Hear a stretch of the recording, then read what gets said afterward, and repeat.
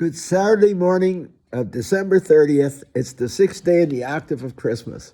And the theme is, let me just read you the gospel, okay? You're going to see the recurring theme, okay? Again, it's Luke. But the theme now, let me read it to you. There was a prophetess, Anna, the daughter of Phanuel of the tribe of Asher. She was advanced in years, having lived 7 years with her husband after her marriage, and then as a widow until she was 84. She never left the temple, but worshiped night and day with fasting and prayer. And coming forward at that very time, she gave thanks to God and spoke about the child to all who were awaiting the redemption of Jerusalem. When they fulfilled all the prescriptions of the law of the Lord, they returned to Galilee, to their own town of Nazareth. The child grew and became strong, filled with wisdom, and the favor of God was upon him. The adventure goes on. See? That's beautiful. It's a beautiful text. That now he goes he grows as a child into manhood and then embraces the cross. The redemptive story continues. And I guess I don't know what to say more than that. As we go, it's the 30th. We're going to have New Year's Eve and then New Year's. And with the refreshment of New Year is the hope and the promise that things will start up again and that we will have a new beginning, as it were, a refreshment, as Christ moves forward into his life. With the new year, we go into ours. I remember when I was in the monastery many, many years ago, one of the fellow classmates, when he described New Year's Day or New Year's Eve, going into New Year's Day, and he said, Nunc Cepi, now we begin again. And there is a sense to that as we bring the church year, the calendar, not the church year, the calendar year to an end.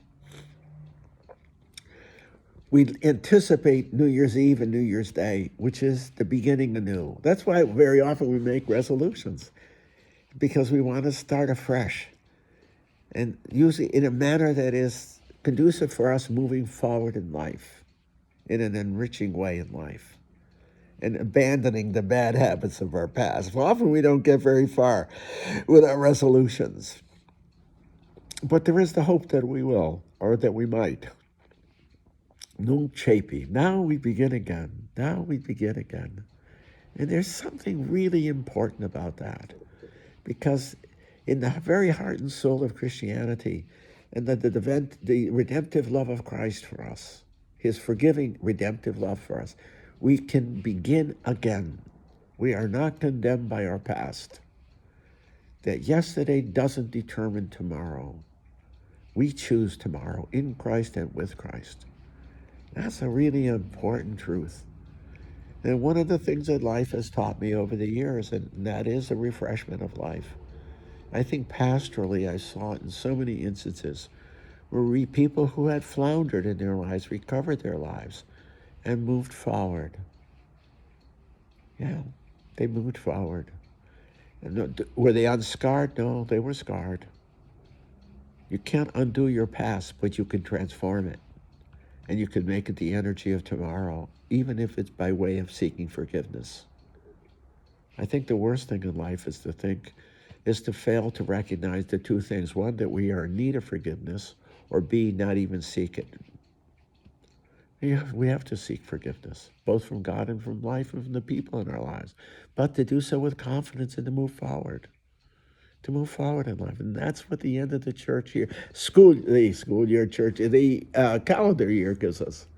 The New Year's, we celebrated the beginning of what is new, what can be new, not forgetting the past, but transforming it with hope, that we can live a future that is refreshing, that is new and vibrant, hopeful. We're not defeated by the past because we are people of hope. It's both natural as human beings, but it's also religiously significant because Christ calls us forward, never backwards.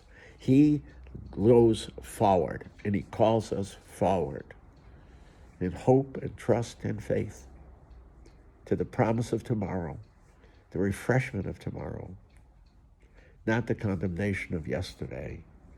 Yesterday is over. Its remnants remain, but only to be transformed by the promise of tomorrow.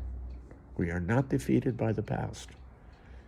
If anything, we can draw energy from the past, even the things that are bad in our past, especially, to recognize our need of redemption and to search for it and reach out, not only from Christ, but from the world in which we live and the people with whom we have loved, perhaps betrayed, but still loved, and seek forgiveness and to move forward.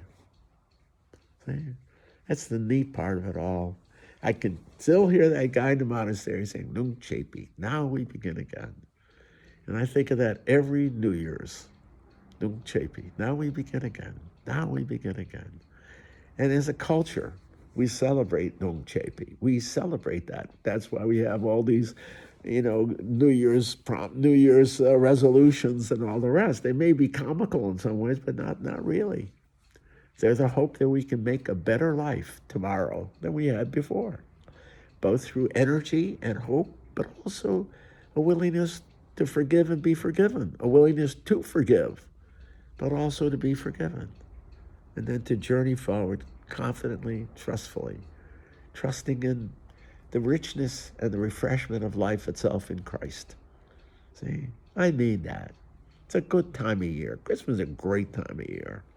And it culminates in New Year's, the hope that the year to follow, 2024, will be a Christmas year, a year of refreshment in life and hope, beauty. Isn't that neat? Excitement, adventure. Who knows what's going to happen, huh? But that it is an excitement that comes from life itself, you see? A life transformed by grace in Christ. So that it's not only a great life and an exciting life, but a holy life. Don't you think? It seems so special to me. So right now, I'm going to wish you a good end of the year as you come into the weekend, and a happy New Year. That you have a very blessed and a very happy New Year.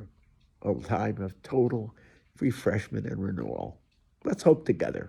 Let's walk together. Okay? Thank you. Thank you for listening to me, even my mumbling around this morning. Thank you for listening. I love you. I really do, and I appreciate you. Or I wouldn't be doing this, I'd be honest with you.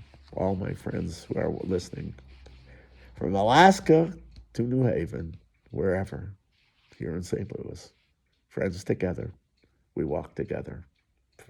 Now, and I hope forevermore. Happy New Year. Blessed New Year.